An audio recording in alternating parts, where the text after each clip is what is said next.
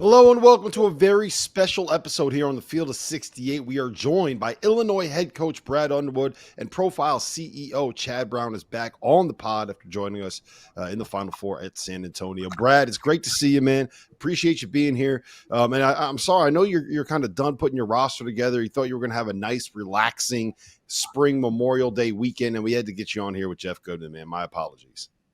I thank you.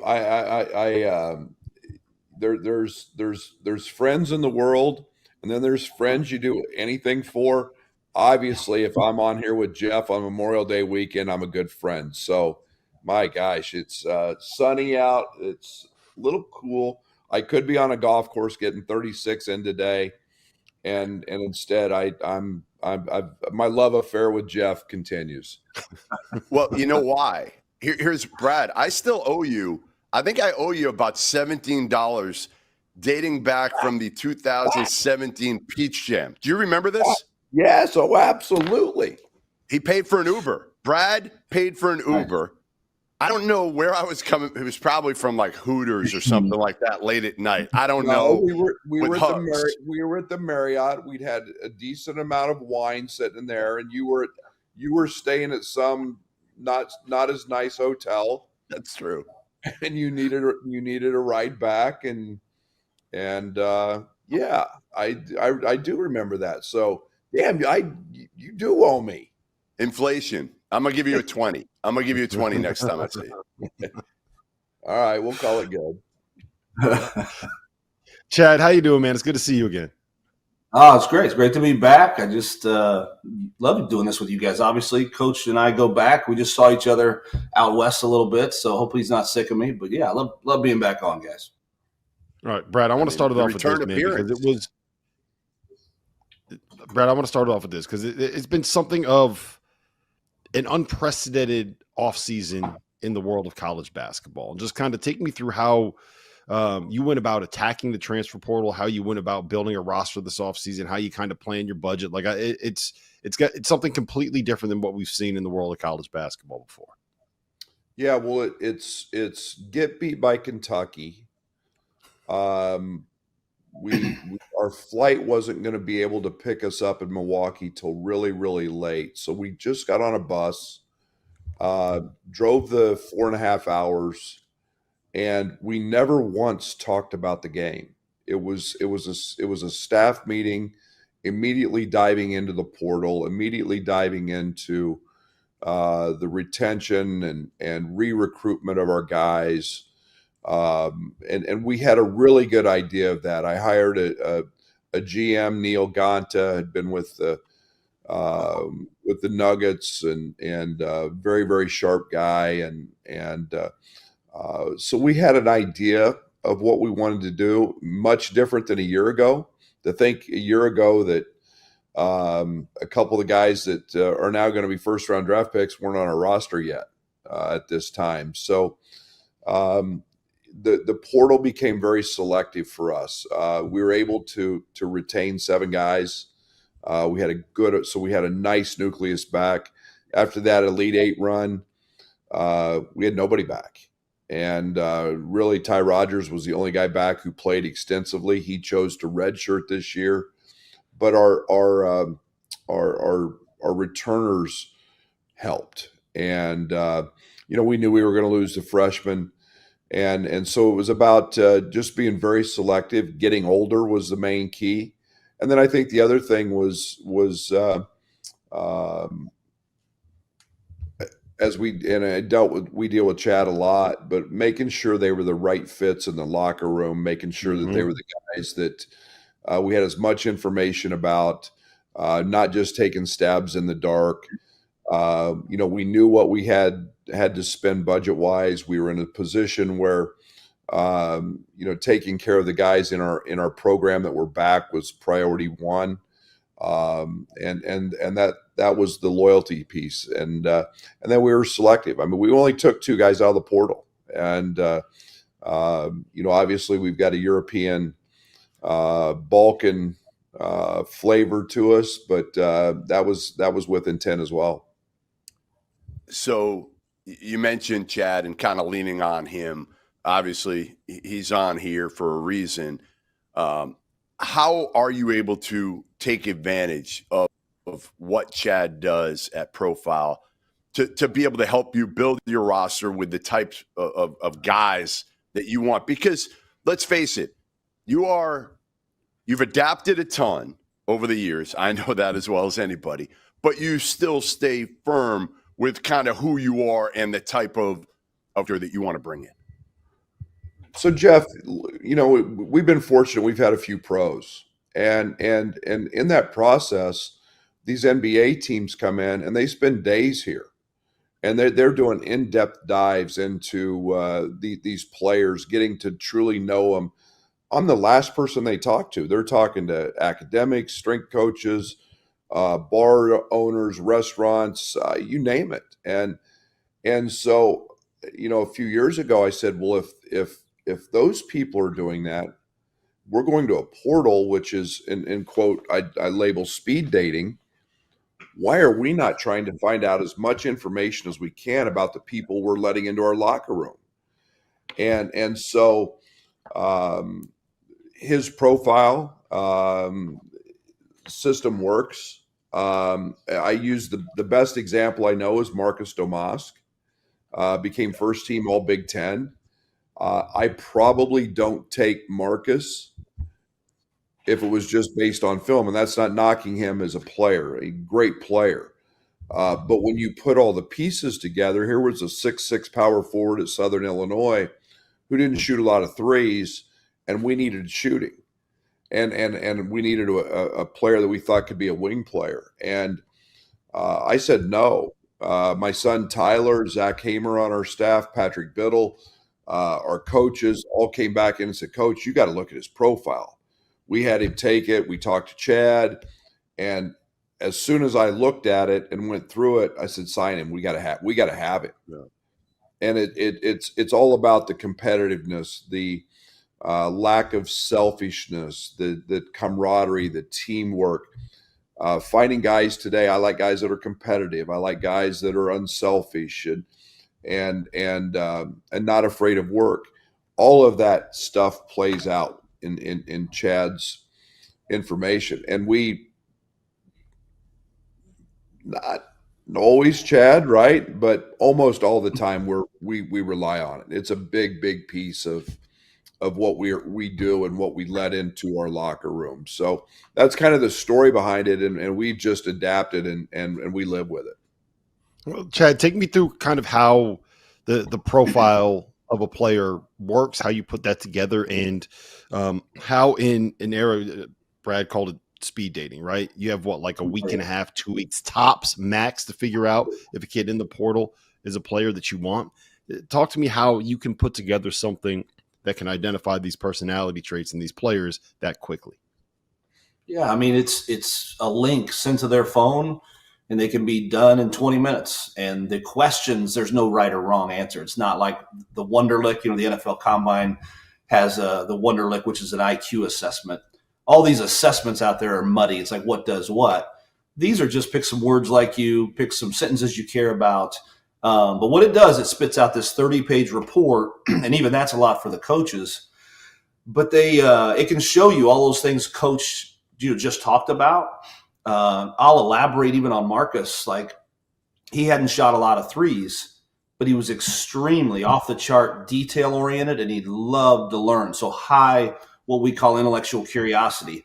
So now, Coach is bringing him in with that talent, doesn't have a huge sample size of threes, but they know, exponentially this kid's, gonna dive in to improve there in addition to all the things Coach says. So that's what it does. And, sometimes, you don't love everything on the profile. Sometimes you love everything and the kid's not, physically talented enough. We're a data point, and our NBA guys tell us all the time. They're like, we just want information. The more information, that's what we're seeking. And Coach's example of the scouts coming in and talking to everybody, now they go to speed dating. I've just believed in that. And you can see the helmets behind me. I'm a football guy a long time ago, college football coach for 10 years. And this stuff just didn't exist in our world. It didn't exist in college athletics. And I learned them in the corporate world when I moved to a new profession and became an entrepreneur. And they just, spoke to me. But a lot of people, and I give Coach credit, a lot of coaches with his tenure, they're like, I'm pretty good at this. I don't need this stuff. But as Coach Underwood and many of our clients have evolved to, you got to give them a lot of credit for just loving the information and then kind of helping them with decisions, if that makes sense. So I mentioned this earlier. I never saw Brad adapting like he has, Chad, honestly. And that's it's just the reality. Like Hugs, Frank Martin, Brad, AK, like they're part of a tree that I just saw like, okay, this is going to be them. They're never really going to change. They are who they are. But sure. Brad has adapted as well as probably any coach in America, probably over the last five years or so, maybe longer than that. Chad, give me a glimpse into the Brad Underwood profile, please. Coach, am I allowed to say a couple things here? Am I good? Oh, absolutely. They'll be shocked. They'll be shocked. Jeff thinks he knows me. Well, here's the thing. Like, when you guys see coaches on the sideline, they all, when I say all, and I was one, we wear a mask of you are supposed to be the military general. You know what I mean? Fire in your eyes, yelling at the referees. Like, that's the job, right? That's what we're taught. But I'll say this to our clients all the time. Like, there's no college degree for coaching. They don't teach you about it in elementary school, middle school, or later in life. You learn from your mentors. But so every coach, you see this fire and type A personality. But what's under the hood with a lot of these guys, they're analytical or they're detailed or their relationship, they're not near what they show. And, coach can turn on the fire in his eyes real quick. We all know that. But, coach, I'll go to we have one little section that talks about what people value, and it could be learning and it could be competitiveness and doing the right thing, helping people.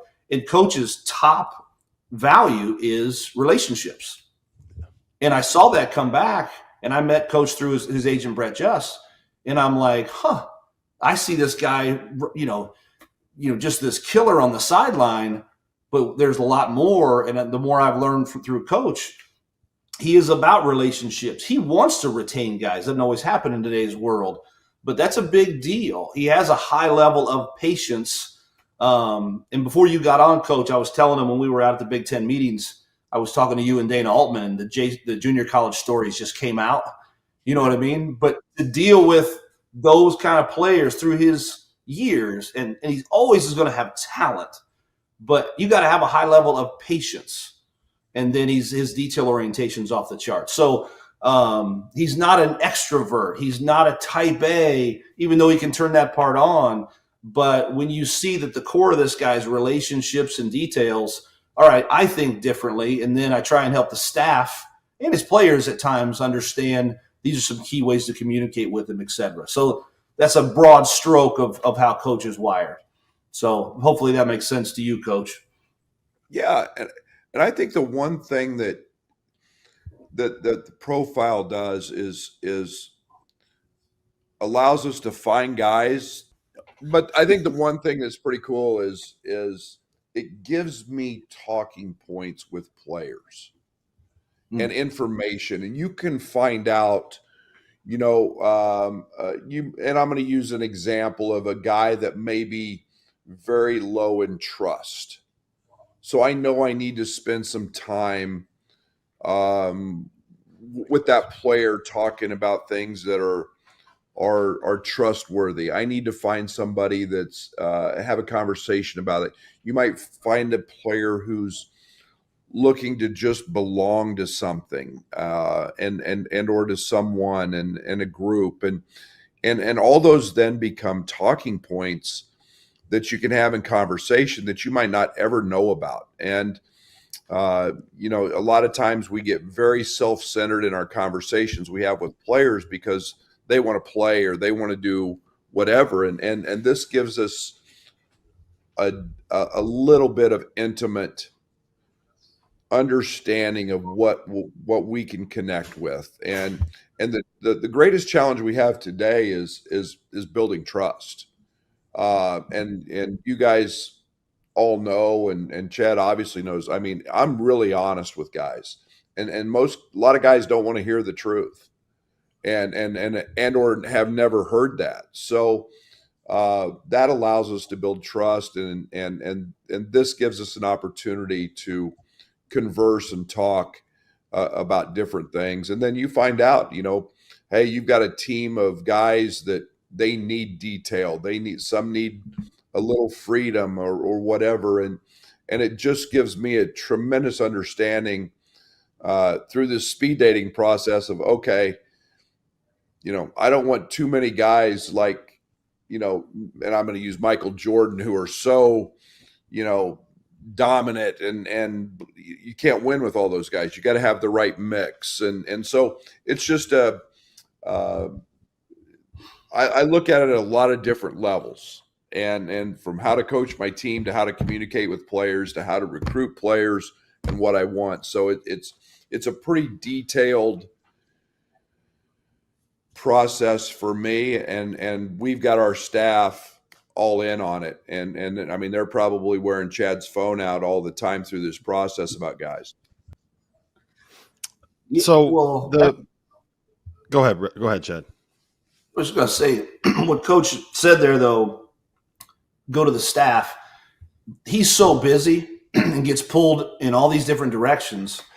His staff does a great job of feeding him, like feeding him those bullet points, those talking points. Like, hey, you've got to sit down with, Ty Rodgers today. Remember, freedom's a big thing for him. Or that's a hypothetical example. But, just that's where I think, Coach, you've been really good at it. And those guys take all that data and you just use it as a data point, because head coaches they don't have time to read the whole report.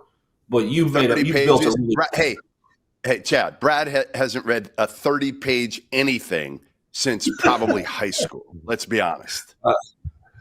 Maybe a scout in the NCAA tournament.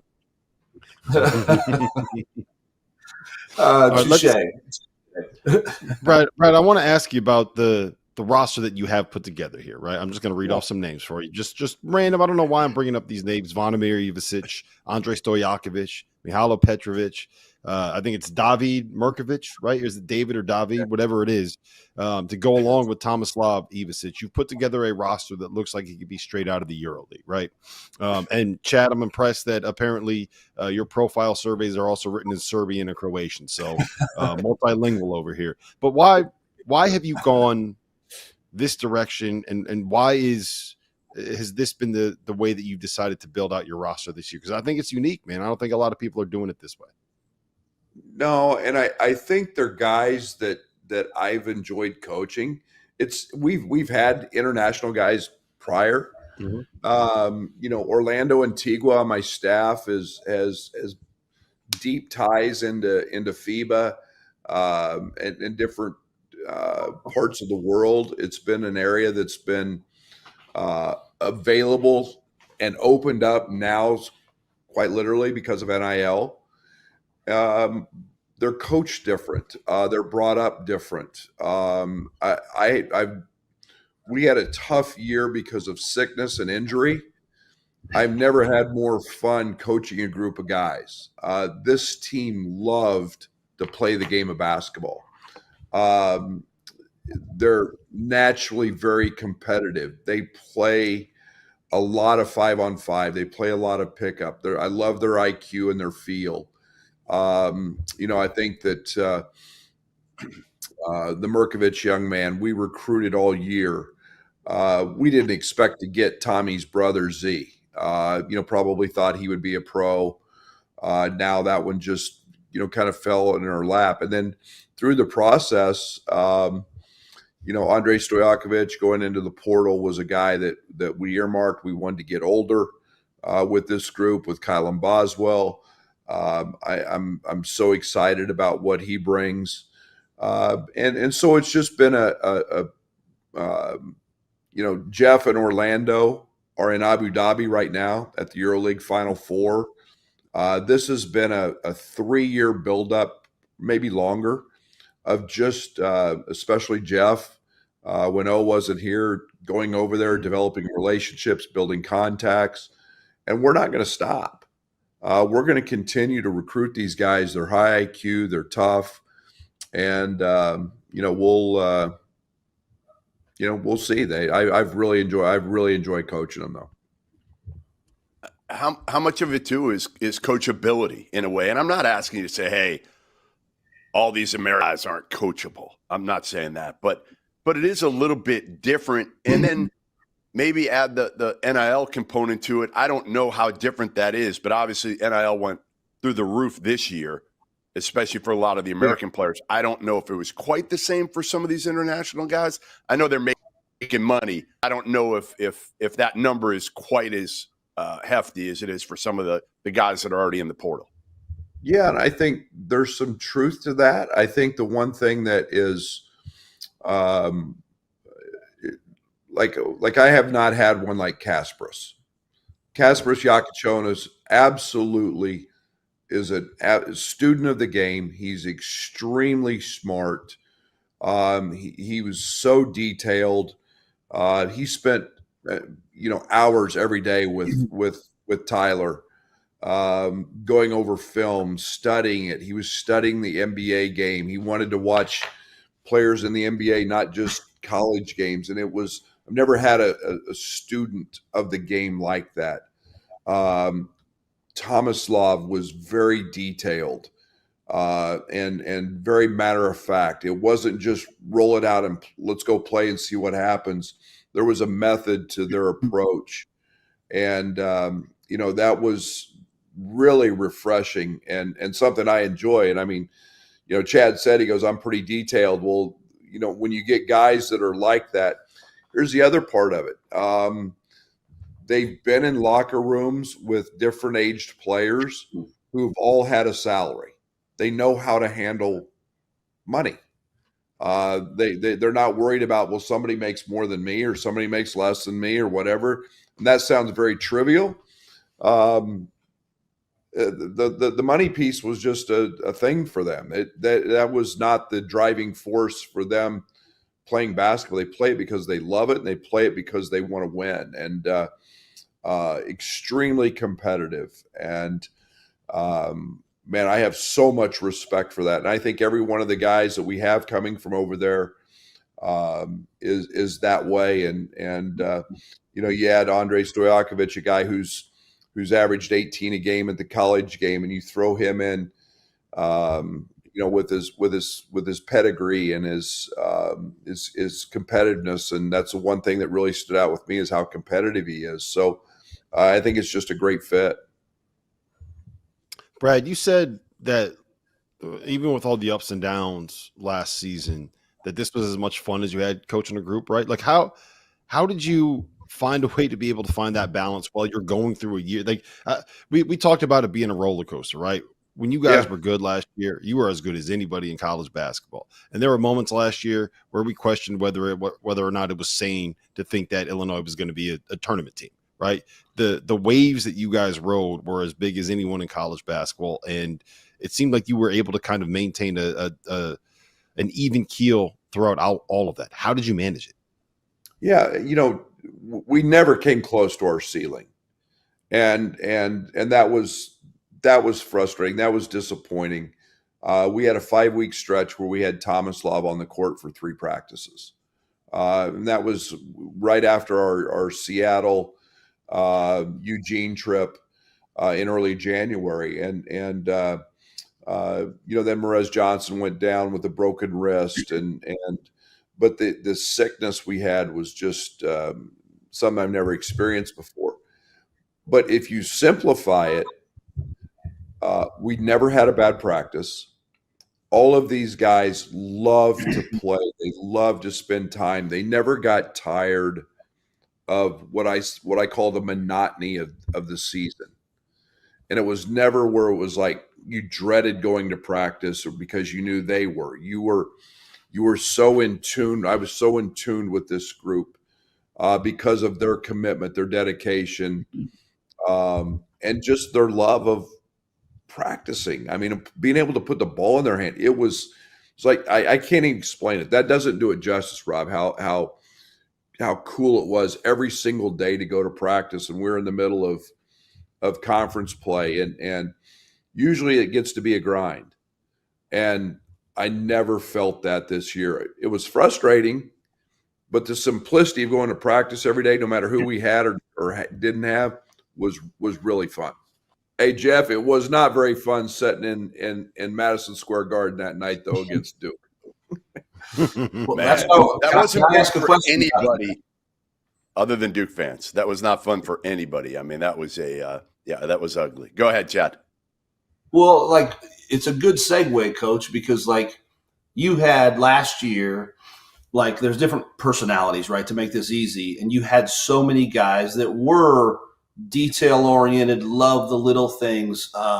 They obsess about perfection. But guys, what goes with that personality is if when they make mistakes, they're more critical on themselves. They're harder on themselves. They can get down on themselves quickly. And Coach, I don't know if you're okay talking about this, but you remember our talk after Duke, and then you guys go on this crazy run. I don't know what you did after our talk, but like it seemed like some of that self-criticalness kind of kicked in with the team at that point. But you guys really focused on confidence and showing these guys their numbers and things like that afterward. I just think that's kind of a cool story because you guys took off after that. Yeah, we flipped the script. You know, I was tired of. We took a lot of threes, and we go 0 for 16 and a half. Okay, we were 12 of 14 from twos in the first half against Duke. We're 0 for 16 from three, and instead of dwelling on 0 for 16, and let's face it, everybody pays attention to social media except me. I've been off of it for 6 years, but your players do. So instead of saying, hey, we're 0 for 16 and that's what they're hearing, boy, that wasn't any fun, it was miserable. Hey, we just took it as, hey, we got all the misses out of the way. We got a lot of makes coming. And we just flipped the script and tried to make it a positive because, hey, every single day we have stats in practice and we have the NOAA system in our gym. We know that we're a 40% plus 3-point shooting team. So that means we just got a lot of makes coming. And we just flipped the part mentally instead of beating them down or grinding on them even more. It just became the positive. Hey, we were 12 of 14 in the first half against the best 2-point defense in the country. One of the misses was a layup. Man, I mean, we're rolling in that area. Now, when we start making what we do every day, it'll flip. And for a lot of our guys, that's what they needed to hear because if they just followed social, they would have thought they were the worst shooters in the history of basketball. I think even Jeff Goodman could have hit one of 16 threes. And I've seen his jump shot, Brad. It is not pretty. Good. Hey, and they were so open. It was crazy. We just couldn't. We just. We didn't make them, and that stuff happens. Every coach in the world's been through a moment, and they were that good, and so in terms of taking a negative, we tried to make it a positive, and again, Chad's influence on that, understanding what we needed to talk to players about,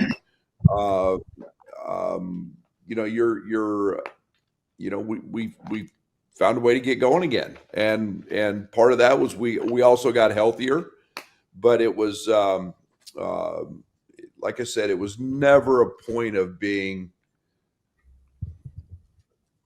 dislike or being disgruntled at this group, man. I love this. I love this group. No, it just like all I was going to finish with is, Coach, that's to your guys' credit because we give them this science or this data, but they make it their own art. And the old school ball coach, you talked about coach adapting. Many old school ball coaches would come in after that kind of night and go old school. Oh, yeah. But this is a team where their dominant fear, which is like a hot button, is criticism.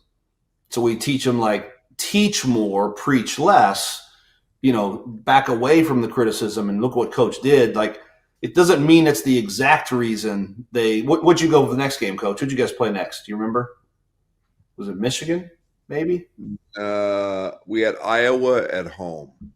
Iowa at home, and you guys went. and it was an ugly game, but we held them to their season low point total.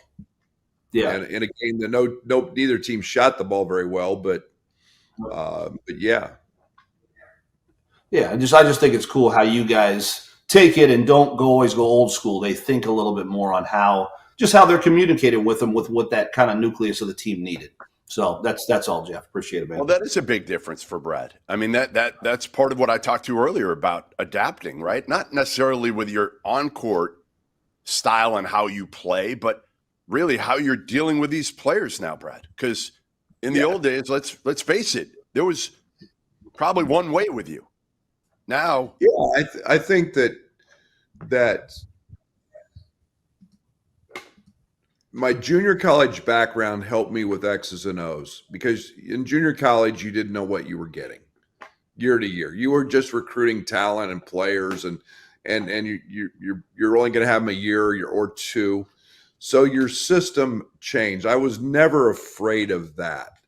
I went from Stephen F. Austin and denying and everything was about energy and playing hard, and now we're not. And what we've done offensively is we've always been, my teams, no matter what, have been good offensively, but the way we do it looks completely different. Now we're shooting half our shots threes, and we're recruiting to that. But the personality of how you deal with guys is what I had to evolve with. And am I still tough and demanding? I call it accountability and responsibility instead of those things. And then I'm always going to be truthful with players. And through everything else, Jeff, being truthful with players has got me to this point where they don't like it sometimes, but it's always the truth. And then we talk a lot about winning. And, like a player comes in and wants to say, what do I have to do to play more? And my perspective with those athletes always comes about, what does our team need? And I always try to make it about the team, and I always try to make it about winning and what we have to do to win, and keep it less off the individual and more about the accountability and responsibility they have towards their team. And that's been very beneficial for me. And, change, Chad's stuff has given me something else to think about. If I ever don't evolve, then I probably need to retire. And I think change is really good. I think it keeps me young. I've hired a bunch of young, really smart guys to challenge me, so I don't get stagnant, so I don't get status quo. But this has been phenomenal for us. And we're, I'm doing a promo for him doing this, because it's so good. I shouldn't tell anybody because I want to keep it a secret, but it's, but Chad needs the money though. Brad, Chad needs the money. So you got to help him here. All right. My wife needs the money. Jeff, I know what kind of cigars he's buying. He doesn't need the money. I gotta fit in, Cole. I gotta figure out how to fit in, man. I know what I'm dealing with. Well, but it's Brad, it's always about change, though. Listen, Brad, we appreciate you jumping on, man. Taking time out of your Memorial Day weekend. Chad, it's always great to see you. Always great to talk to you. Goodman, I wish we could have kept you in the hotel room. This is one of those days where I was just hoping that your Wi-Fi was going to cut out so I didn't have to deal with you. But I can't wait, Brad, I can't wait till I get Doster to finally take the profile test. So, now, Chad, I know you're not supposed to get the results. I need the result of that. I need the results of that because we're going to have a long talk after I get the results of Doster's. So what you're saying, Jeff, is I wouldn't want to coach him. The speed dating, hell no. He'd be one of the guys I pass on.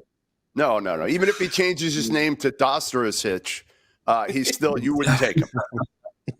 Hey, look, I'm about winning. I'm a great teammate, and I'm all about winning. That's all I got to say, Brad. I'm a great teammate, and I'm all about winning. And I can miss 16 threes in a row too, man. I promise you I'd fit right in there on that Illinois roster. You're a good coach too. You won the championship. So Well, I'll come out in the orange jumpsuit and the gold chain and have a Marlboro hanging out, and That was so elite, right by in. the way. Whoever came that up with was- that idea for that shot should get a raise immediately. She did. Yes, I love that you're leading into it, man. It's hilarious. He's no longer Daddy Brad. He is now Tata Brad. That's the that's how you say it in Serbian. Listen, I appreciate you being here, Matt. Chad, it's always good to see you. Goodman, it was a pleasure. We'll see you guys with more Field of 68 coming up next. If you haven't heard by now, we have partnered with BetMGM for the season. We'll be using BetMGM lines to make all of our picks, and we'll have special offers for the listeners and the viewers. Download the BetMGM app and sign up using the bonus code FIELD. Deposit at least $10 and place your first wager on any game, and you'll receive up to $1,500 in bonus bets. Go download the BetMGM app and use the code FIELD today.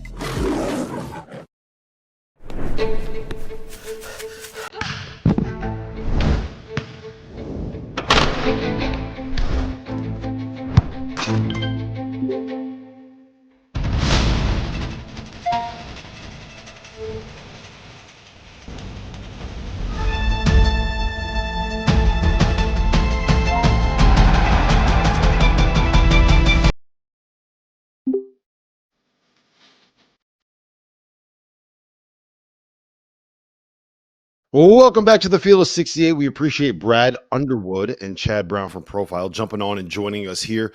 Goodman, we thought it was going to be a slow, relaxing, just kind of casual Tuesday show.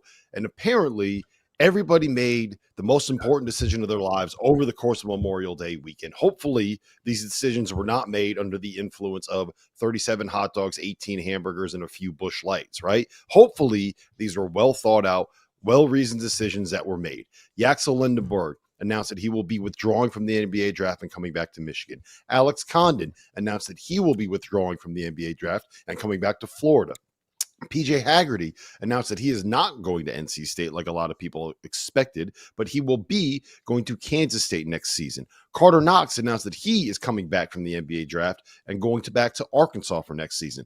But in my mind, the biggest piece of news that we got over the course of this weekend, over the course of the last 4 days, I believe it happened on Saturday afternoon. Darrion Williams announced that he is committed to NC State. He will be playing for Will Wade, and you have your star there. The Wolfpack got their star. Big boy heading down to Raleigh, North Carolina. Do you agree with me, and what do you make of Darrion Williams' commitment to NC State? No, I don't agree with you. No, because NC State is not going to fight for a national title this year. But you know who is? The Houston Cougars.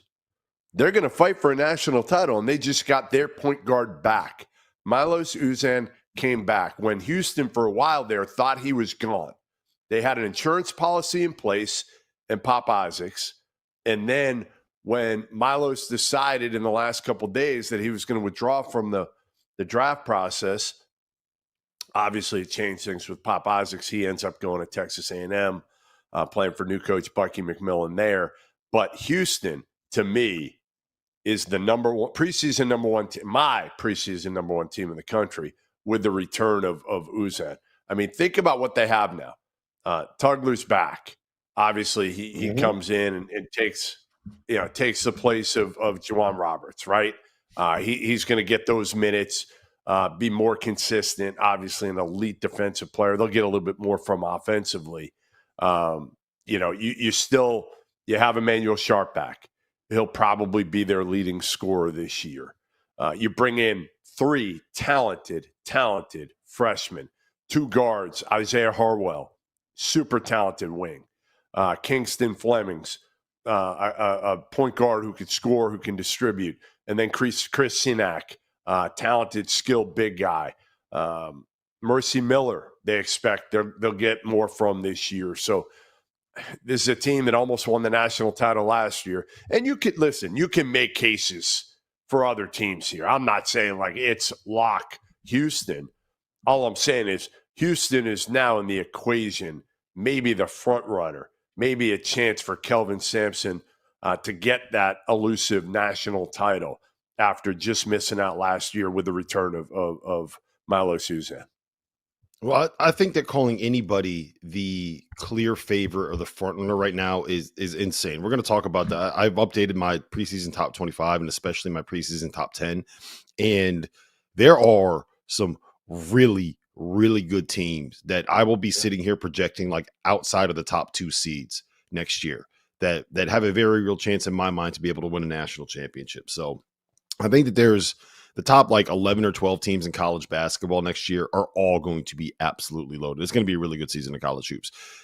Milos Uzan, to me, coming back to school, like it's going to be hard for me not to have him as like a preseason first team All-American. I think that he's going to end up being that good, right? It's going to be him or Braden Smith for the best point guard in America. I think we've seen with the likes of Marcus Sasser, with the likes of Jamal Shed, with the likes of, frankly, what Milos did over the course of the last month and a half, last 2 months of last season, just how good point guards can be playing in this Kelvin Sampson system.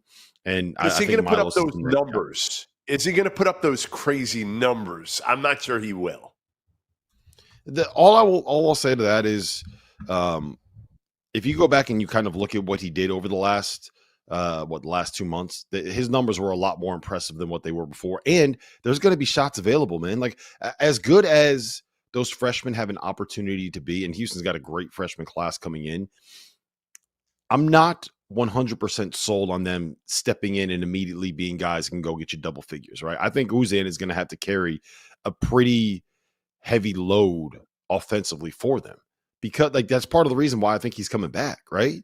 That's part of the reason why he's making that decision is he can kind of go and show what he can be offensively. The reason he's coming back, Rob, the reason he's coming back was, money, because he's going to get a lot more in college than he was, probably going in the 40s, 50s, somewhere in that range in the second round of the NBA draft. Yeah. So I will say you have Houston preseason number 1. I probably would still lean Purdue as my preseason number 1 team, but I think those two are, to me, look like the 2 best teams in the country, at least on paper, heading into the season. But I don't think there's that big of a difference between them and a number of the other teams in college basketball. And you know what? Let's just kind of talk about some of these other ones that got people back first, right? Before we get to Darrion Williams. PJ let's Haggerty, go back to NC State. Go back to NC State. Your guy, Darrion Williams. You love him. I was just there last week down in Raleigh, and when they got Darrion Williams, I'm like, man, if they get him and they get Haggerty and everybody, I mean, they pretty much did have Haggerty a couple weeks ago. I mean, it was pretty much done. And I think it was, as much as anything, NC State, the question of did they bail? Was the money too high? Who knows what went on there? But, they've got other guards.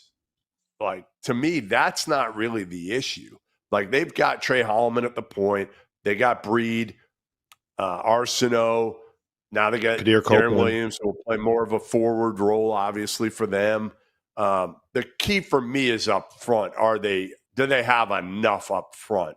They got a big international kid, Paul Mbia. I'm not sure if I'm pronouncing it right. Jerry Dang coming in from Florida State. They got a couple guys, but they're not going to, they're going to rely on their perimeter, and they've got a pretty good perimeter here. Again, if you had told me they had Haggerty too, I'd say, okay, you know what? This could be a dark horse-ish Final Four team. Now I'm thinking, you know what, NC State, you're still going to have a hell of a year, but I think now the ceiling probably is like, can you hit top 3 or 4 in the ACC and get to a Sweet 16? If you do that, that's an incredible season. Yeah, for me, it's the race is for third in the ACC right now, right? Because I think Duke and Louisville are the clear-cut 2 best teams in that conference. And I think you can put together a pretty strong case that NC State is that number 3 team. Can you find me a better player? And look, I'm the leader of the Darrion Williams hype train, but can you find me a better player than Darrion Williams outside of the top 2 teams in the ACC? Is there a better backcourt? First and foremost, is there a better point guard for Will Wade than Trey Holloman? Right, like that dude. Do you remember when he tried to fight the Michigan players when he was trying to kiss the logo when he was leaving Michigan State? right? Do you remember that? Like, that's the kind of dude that Yeah. Will Wade wants. Allen Breed's terrific. Like, I have NC State. I'll put this out there now. I have NC State as my number 25 team in the preseason top 25 with the addition of Darrion Williams. I think that he's going to be terrific. And again, another All-American making a decision to come back to school and go play for Will Wade at NC State. Is that is that crazy? Preseason top 25, Will Wade, Darrion Williams? No, not at all. But again, I think a lot is going to depend on their front, their 5-man, what they get out of that production in terms of rim protection, in terms of rebounding, and Terrence Arsenault. What does he do? Is he able to make that jump this year and be a consistent double-digit scorer? But yeah, I have complete faith that Will Wade will get this team into the tournament. They'll be a top 25 team. And, again, listen, to me, if you're relevant for NC State all year, it's been a while. It's been a while since, again, Kevin Keatts obviously had that crazy run. Before him, Gottfried did some good things at times. But it wasn't like this. Like, yes, Keatts had the Final Four run, but there was never a point honestly, it probably since we've been doing this where we have had as much attention on NC State in the offseason as we've had this year. Like, we've probably, outside of just the Final Four, we've probably talked more about NC State basketball in the last month on the Field of 68 than we did in the first 5 years of the Field of 68 combined. Think about that. Yeah, no, again, we've said this ad nauseum, how Will Wade's a perfect fit for them. And again, he's getting stuff done immediately. And you have to these days. If you don't, let's face it, like if you don't get it done in the first 2 years, fans lose faith and then boosters lose faith and then you're done. Mm-hmm. All right, let's talk about the other guy that was connected with NC State, did not end up at NC State, and that is PJ Haggerty, who is now returning second-team All-American, who will now join Nate Johnson and David Castillo in Kansas State's backcourt. That Kansas State team is sneaky good and also like sneaky fun, man. PJ Haggerty's a fun player. Nate Johnson, the fun player. And they went out and they got Marcus Johnson, the 6'7", 300-pound point forward, I guess is the way that you would describe him. Point center, point left tackle from Bowling Green, a guy that was first team All-MAC. Kansas State fans, if you've not watched the highlights of Marcus Johnson, yeah, I'm sure you have, but you need to go and look him up because that dude is one of the more entertaining basketball players in the country. How did that get done? Why did PJ Haggerty end up there? And how do you think he will fit with what Jerome Tang wants to do offensively? I think it got done just because, again, when you have your dad as an agent here, it's going to turn some people off, which happened here. The high price tag early certainly turned some schools off. And when you went through the process, and we talked about this, there are some schools left at the end, but they may not be the schools you want because a lot of the schools, the top schools, they're getting their rosters done. They're not waiting till the 11th hour. So at the end of the day, I think he could have gotten more elsewhere. He ends up at Kansas State where he can be a guy. Here's my take for it. If he did get in the neighborhood, which is what I was told, of $2.5 million, somewhere around there, Memphis's offer was more than that. You're coming off an unbelievable year at Memphis. Like, why? I used the Michi Johnson example yesterday on Twitter. And Michi, while he didn't have the year that PJ Haggerty did 2 years ago, but he had a hell of a year at South Carolina. He led them in scoring. They were one of the biggest surprise teams in the country. And then he took more money to go back to Ohio State. Didn't work out. And now he's back at South Carolina. And it's like, sometimes just be careful what you wish for. Like, you have a great thing going. Why screw with it? Why mess with it? And I hope it works out for him. I hope it works out for Kansas State in this. And it could.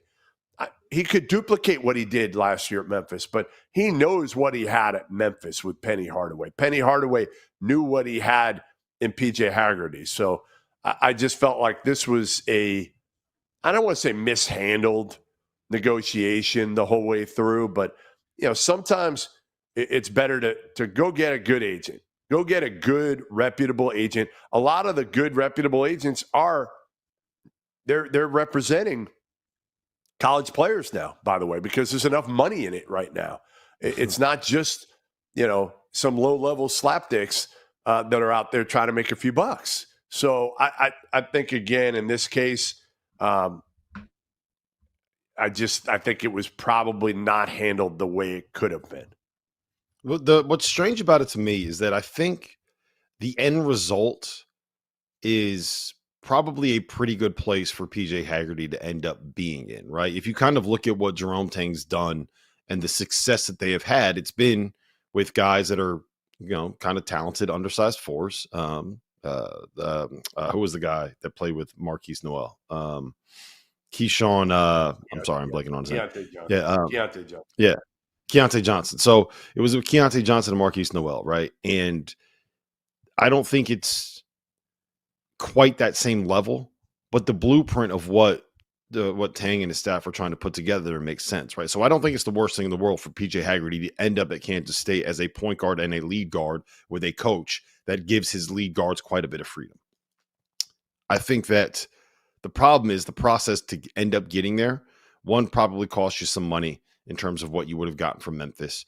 And two, puts you in a position where you have to learn something new instead of all of the stuff that you already knew, right? You already knew how you fit with Penny Hardaway, and you kind of made that point. So it's weird. And Rob, three is you're going to a program that was not an NCAA tournament team a year ago, and on the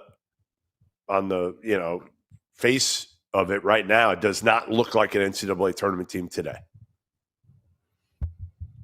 Yeah, I mean, that changes. It's hard for me to say that a team that just added a second-team All-American with a couple of good mid-major transfers coming in, like MAC guys tend to translate well when they move up, right? Are you ranking? Are you going to rank them? Are you going to, if you're ranking the top 25, are you going to have Kansas State in the top 25? No, but I probably would have them in the top half of the Big 12. And I think that they are they're good a enough fringe where tournament team. I guess what I'm saying is they're maybe a fringe tournament team on paper right now. All I'm saying is I'd say they're a top 40 team, but yes, your point is, I got you. Your point is made. You're not going to a situation where you're walking in to compete for a national championship. You're going to a situation where you should be on a team that wins 20 games in the Big 12, more or less. And that's not something that you could have probably had $2.5 million at Florida when this process started, right? You probably could have had Boogie Flan's contract when this process started, but you went for more money. And right now, if you're Florida with Xavier Lee, you're talking about the same thing we're talking about with Florida right now, a chance to repeat. Instead, you're going to Kansas State where, let's face it, like they got a lot to prove this year. Yep, that's a perfect segue too, because Florida got another look. The Florida Gator boys stay hot, man. Gator boys stay hot. Florida at this point, I think that they're a top 5 team getting Condon back. I think that they are. Have a very real chance to repeat as national champions with Alex Condon back. For people that know, Alex Condon was projected like a late first, early second, opted to return to Florida for his senior season, where he'll be playing with Xavier Lee. He'll be playing with Boogie Flan. His junior season. He'll be playing with Xavier Lee and Boogie Flan to the backcourt. Thomas Hawk is back. Ruben Chinyelu is back. Micah Handlockton is back. They added A.J. Brown, the transfer from Ohio, another MAC player that's going to translate well. They have C.J. Ingram coming in. I'd like to see them get maybe one more perimeter shooter, perimeter scorer. But beyond that, I think you look at this roster, and to me, it makes a ton of sense. You have 2 kind of ball-dominant lead guards that can create for others and, more importantly, create for themselves. And then you have 3 guys that can go and absolutely pummel the offensive glass, 2 of whom are able to step out and knock down threes from the perimeter. This is a interesting roster build, but one that I think is going to work, and one where you look at them. Look, I'll tell you right now, my updated preseason top 25, I have them number 3.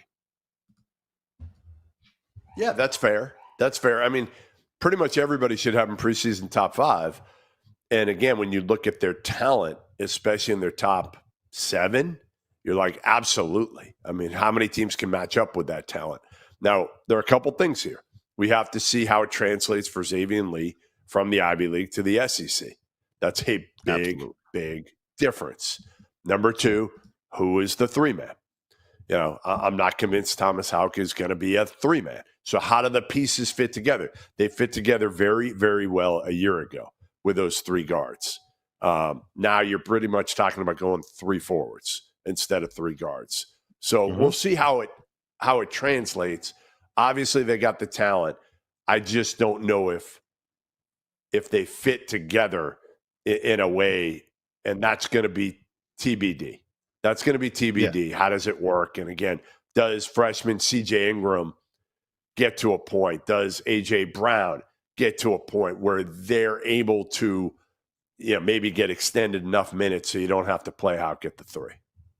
I mean, look, it's a fair question to ask, right? When you're looking at this roster, it seems like it's easy to connect some dots and say that the reason Thomas Houck is back is because they said that he was going to play the 3, and there's a lot of promises that get made in off seasons that don't end up coming to fruition once you get to the regular season, right?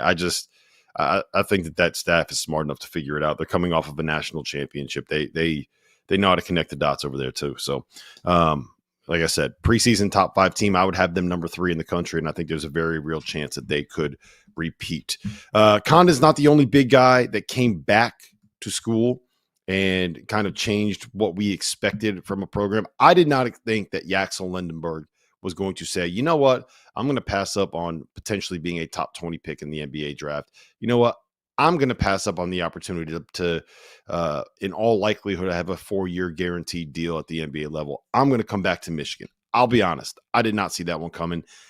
Out of all the decisions that we've seen this offseason, Goodman, I think that Yaxel Lendeborg coming back to Michigan is probably the one that caught me by the most surprise.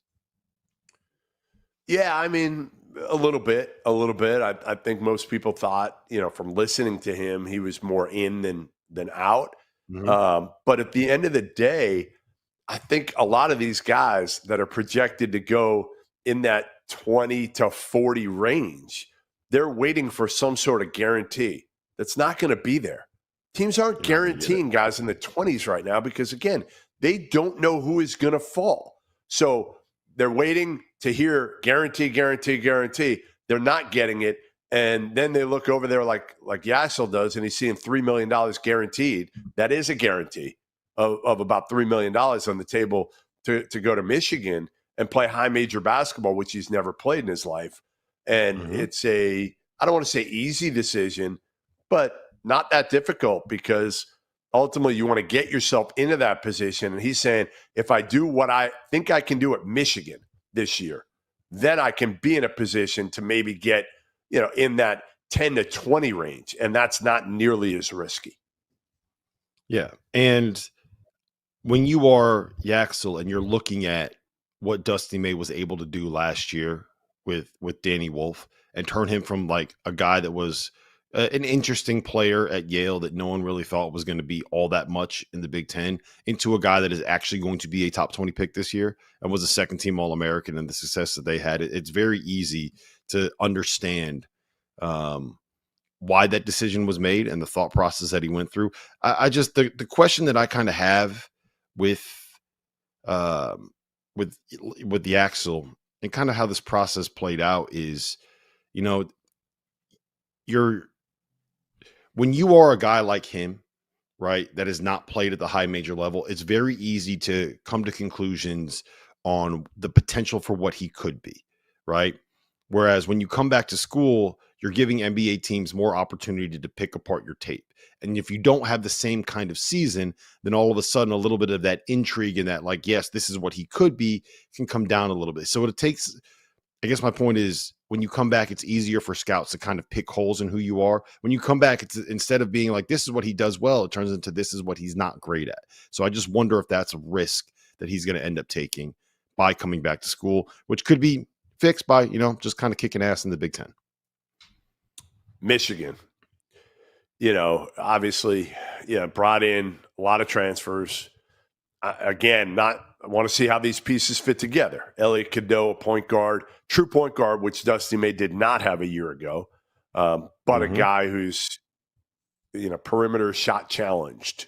Got Roddy Gale back, Namari Burnett back. You bring in Yaxel and Morez Johnson up front. Adai Mara, Trey McKinney. bring him in for UCLA. So you've got a big, talented front line. My question is perimeter shooting with this team. Will they be good enough collectively?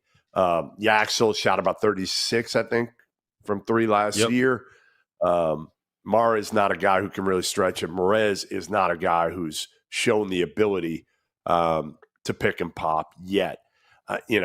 That's my biggest question is, I have them certainly in the top 25, maybe even top 10-ish. But the question is, how do these pieces fit? Yeah, I think that the fit there, you're worried about the fit with Florida. I'm more worried about the fit with Michigan. A couple other things that I just want to hit on before we unveil my updated preseason top 10. Karter Knox is coming back to Arkansas, which is good news for Arkansas, which kind of looks like a preseason top 10-ish, top 15-ish kind of team on paper. The big one they're still waiting for is Adute Thoreau, what decision he's going to end up making. What do you make of Knox's decision to return and play in the SEC for another season for Coach Cal? And do you have any insight on the decision-making process that's going on right now with Adute Thoreau?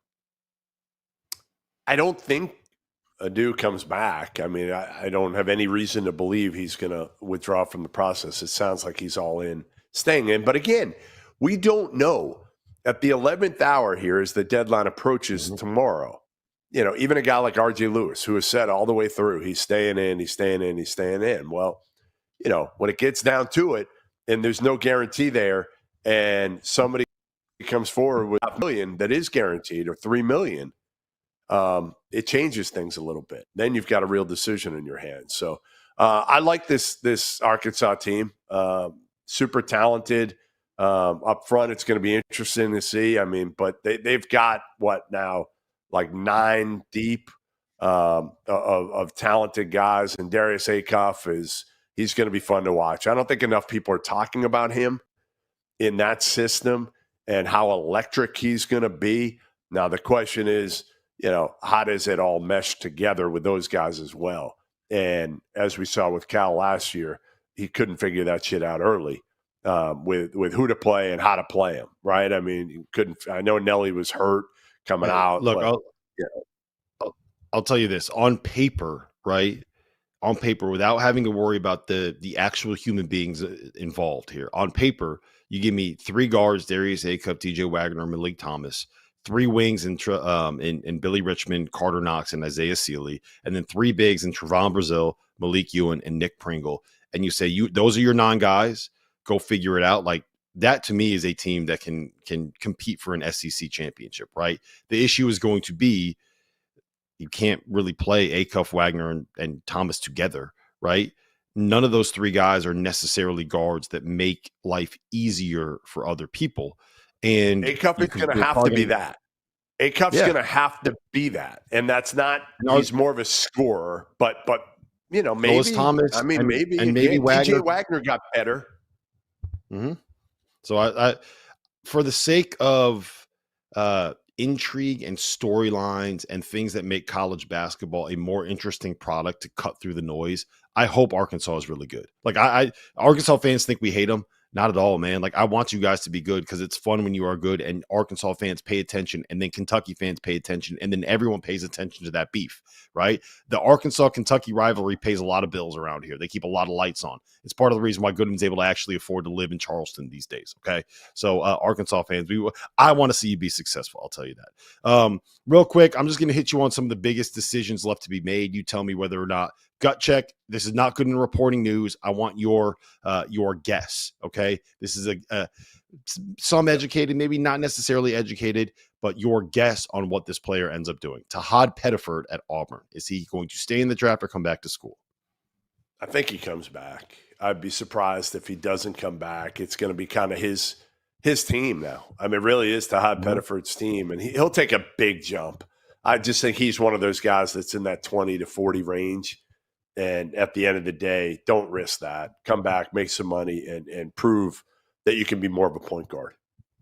Yep. And just for clarity's sake, it is currently 1:05 p.m. on Tuesday, May 27th, as we are making these predictions. And if something pops between now and the time you listen to it, sorry, we're trying our best. Otega Owe, stay or go? Your prediction. Oh, your guess. Your guess.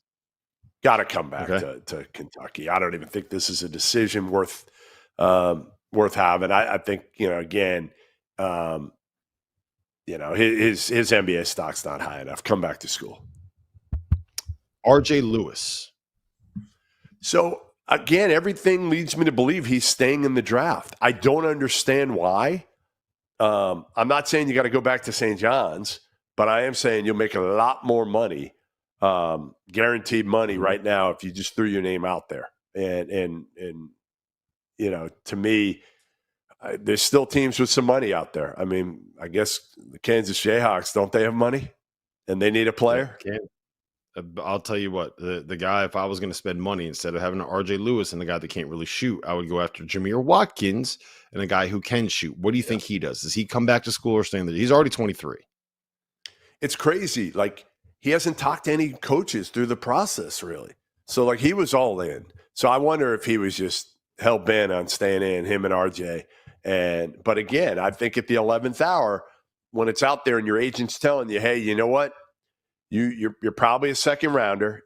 You might even go undrafted, or I can get you a guaranteed $2.5 million. They just need somebody in their corner who's going to educate them on the best decision. But some of them are just ready. They're done. They're done with college. I get it, but to me, for your future, for your financial future, that's a lot of money that you can bank and put away and help yourself forever. $2.5 million to charter flights to every game in front of packed houses and playing on national television sounds a lot better than battling it out in the G League for the most of the season. Last one, Miles Byrd, San Diego State. Oh, come back. Yeah, I mean, I hope he comes back. I like Miles a lot. There's no way he should stay in the draft. I think he'll come back to San Diego State.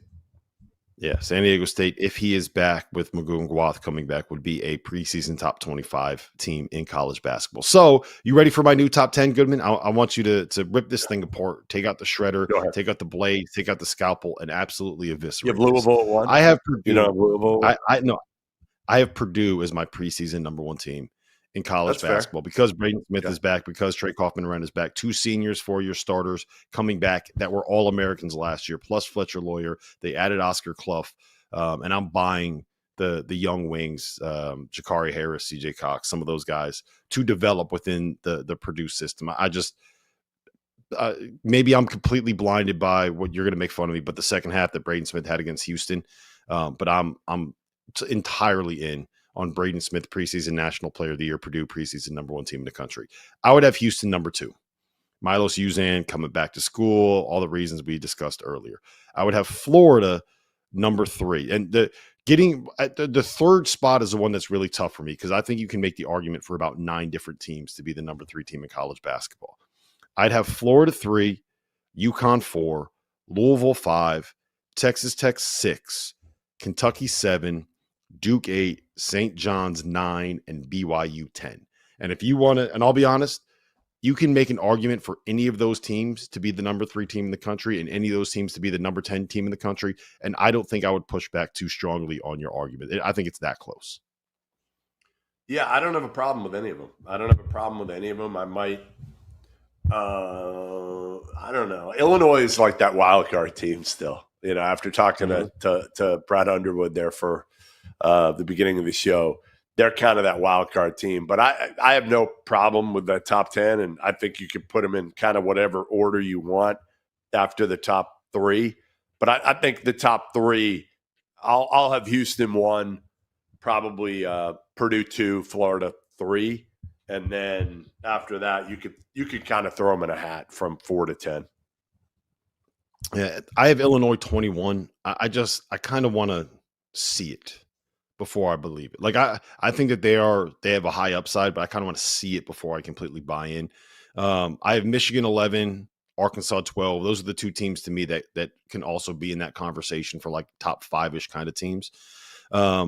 The other ones that I think are worth noting here, I would have Kansas 17th right now. I would have Gonzaga 23rd, and I do not have North Carolina in my preseason top 25 as of today. All right. Disagree with any There of you that? have it. No, I'm good. Listen, it's all paper rankings anyway. Yeah. All right. So listen, this has been the Field of 68. We appreciate Brad Underwood jumping on and joining us. A lot of news that we had to break down and a lot of news that we had to get through today, but we knocked all of it out. The deadline for withdrawing from the NBA draft is the midnight, May 28th. So if any big news pops, we'll be back Thursday afternoon at some point to break it all down for you on the Field of 68.